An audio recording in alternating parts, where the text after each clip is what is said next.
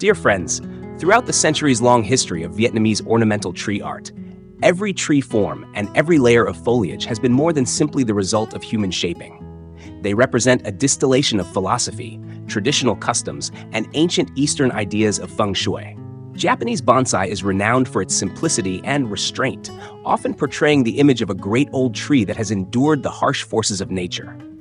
Chinese bonsai, meanwhile, tends to emphasize symbolism and expression, drawing inspiration from the aesthetics of traditional Chinese inkwash landscape painting.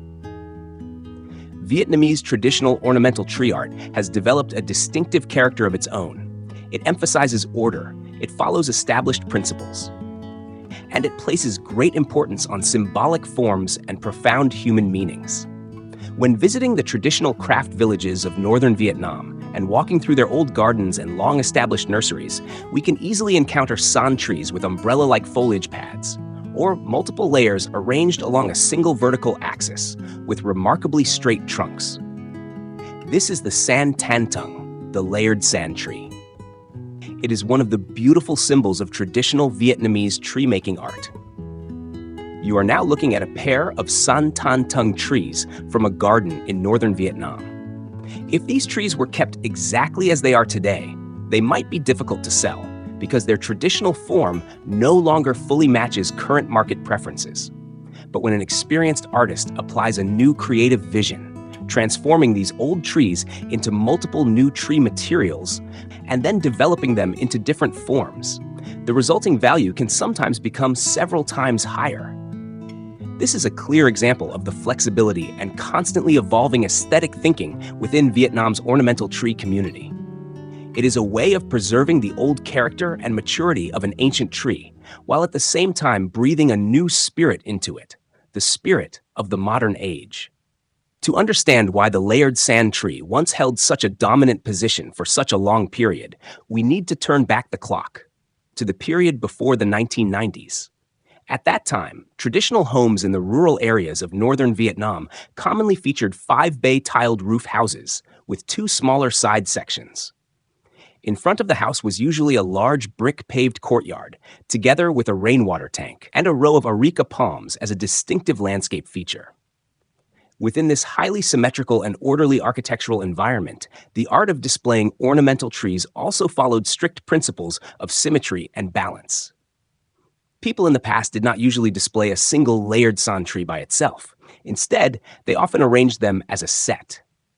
A standard arrangement of that period commonly consisted of a pair of layered san trees placed symmetrically on both sides, with a central tree between them, often in the Dang Long, Dang Truk, or Dang Lao form.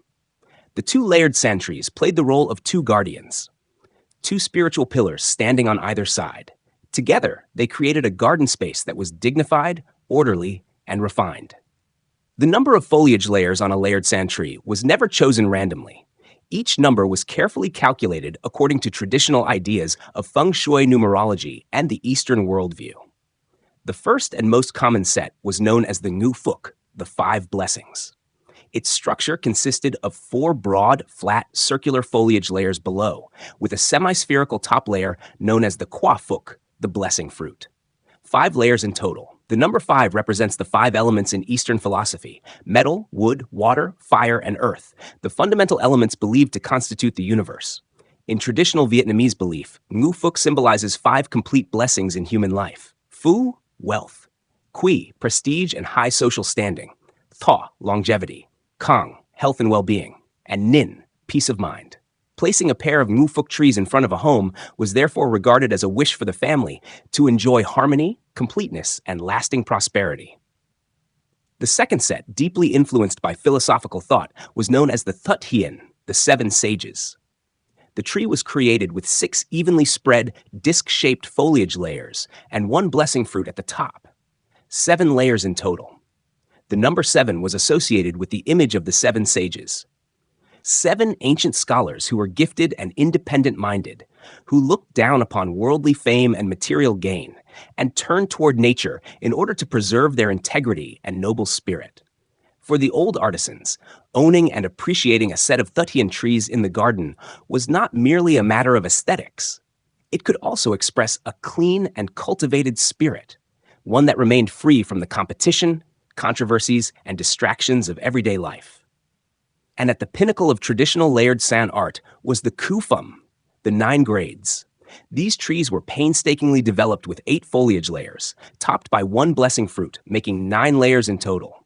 The number 9, Khu, is the highest single digit in traditional numerology. It represents supreme power, eternity, and the highest rank. In the ancient system of official ranks, Khu Phum represented a level of status and position. Owning a set of Khu Phum trees therefore required not only considerable financial resources, but also represented authority, dignity, and an elevated social position. And there is another fascinating connection. When viewed through the philosophy of Buddhism, the form may also evoke the image of a sacred tower, Khu Phum Lien Hoa, solemn, majestic, and serene. Creating a truly authentic set of layered sand trees according to the standards of the past was a remarkably long process.